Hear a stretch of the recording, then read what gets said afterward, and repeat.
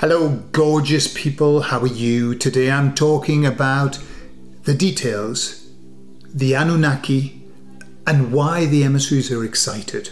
I'll tell you all about it on the other side.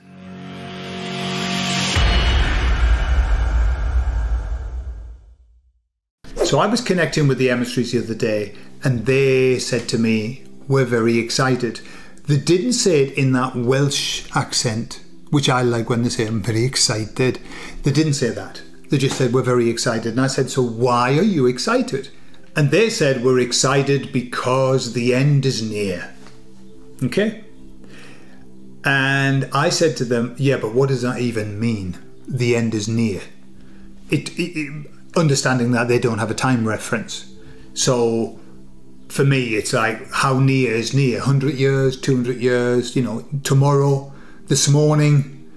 And what they said was, you've got to understand that this process in which we find ourselves, they said it has a maximum and a minimum time frame. And they explained that we can shorten this time frame. We can bring the end faster, right? Which we've talked about, by the way that we resonate, our frequency, our expectations, what we project into the future. We can bring this faster. But there is a maximum time. And what they said is that there's a point where it cannot go any further. It must stop there. So they said, it can only go on for so long. And then those days will pass away. And the new days will come. Okay? But there's a definitive end. So hey, until the definitive end, we've just got to be busying ourselves, haven't we?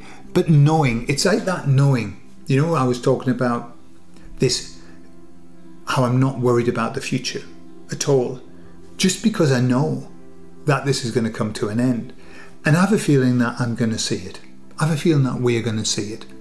However, I haven't had a guarantee. I think the emissaries once said that I would see the beginning. That's what they said. Obviously, because the process, when we go into this wonderful time, it's not going to be just a flash in the pan, It's going to be around for a while.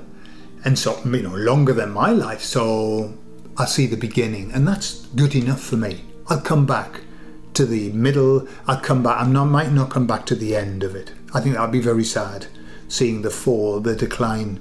However, I might come back in the middle and just have a little bit of nice time. But then we moved on to the Anunnaki. Right. Let me tell you about my relationship with the Anunnaki. I mean, I don't have a relationship with them. I'm not like, Enel's best buddy or Enki's drinking mate. What I mean is that when I discovered the story of the tablets and the story of the Anunnaki, it resonated so strongly with me that I was kind of enamored, totally taken with it. And I loved the idea of it. I loved the story. And of course, as I read the story, what I could see is that it paralleled so much with the Bible, with the allegory of how we came about. There was tremendous parallels. And so it resonated a lot with me. So I was asking them about the Anunnaki. Did they exist? And if so, are we genetically modified by them? The story of the Tower of Babel, where all the languages were confused. I have a feeling that that story is linked to them. Them coming and, mixing us up because we were getting a little bit above our station. We were building a tower that was reaching the heavens. I think that's another, like a metaphor. Could be we were traveling up to the heavens in spaceships or whatever. I don't know. Other dimensions. Goodness knows. Who knows? Who knows? Anyway, the emissary said that the Anunnaki, how did they put it? They said the Anunnaki definitely existed on certain timelines. Okay, what they did say as a disclaimer is they are not equipped to talk about that. That's not their role. But what they said was, understand that probably, definitely the Anunnaki exists and has existed on timelines. But not this one, they said. But not this one. But they definitely form part of this whole journey that we can drop into and drop out of. So I said to them, why have we got this information if they weren't on this timeline? And the emissaries have suggested that this timeline's not as long as we think it is. That's all. But I think the initial, it's like the setup includes all of the timelines. The information's there, the clues are there. But I actually think the timeline that we're on is only a little piece of that whole thing. It's like chopped up into chunks, and we choose. I mean, I'm probably butchering this scientifically, but like there's a big long timeline from start to finish, and it's all chopped up, and we decide where we want to go. Right? That's in layman's terms, reincarnation 101. However, they said, yes, the Anunnaki existed. And I said to them, why leave all of this stuff? And they said, well, for two reasons. One is that we leave clues. Clues are left so that people can understand that there's more to this than just what we see. So all of that kind of mystery that doesn't make sense, doesn't tie up with anything. And they said also it's to create a confusion. They said that we come here into confusion with the focus on us actually finding understanding. Okay? And I didn't understand that because I was thinking, well, we're never going to know. I'm going to die, perhaps, and not know any more about the Anunnaki than what I know. And they said the confusion that we have here is not resolved by us finding out stuff about the past and all of this, the pyramids.